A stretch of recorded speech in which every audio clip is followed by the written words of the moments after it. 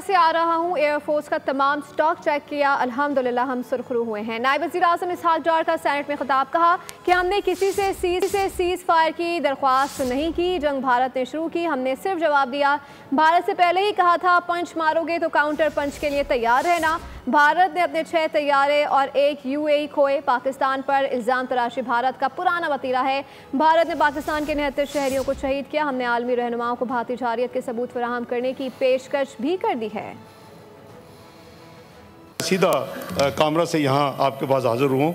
Arm forces की बहादरी और जमाबंदी है और उनकी मेहनत है कि उन्होंने सिर्फ मशीन काम नहीं करती कि पाकिस्तान को इतनी बड़ी फतह नसीब की।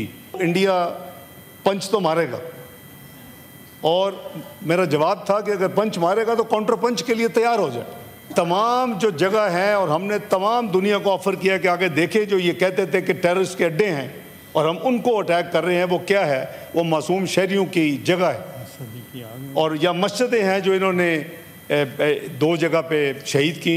6 जेट फाइटर्स इंडिया के गिराए गए, 1 UAV गिराया गया, वो उनको ऑब्वियसली हज़म नहीं हुआ और हमने साबित किया इंटरनेशनल कम्युनिटी को कि ये गलत बयानी कर रहे हैं, क्योंकि ये एक गलत बयानी नहीं, कई आगे जाके गलत बयानियाँ की इन्होंने। सब्सक्राइब करें और बेल दबाएं ताकि कोई खबर रह न जाए।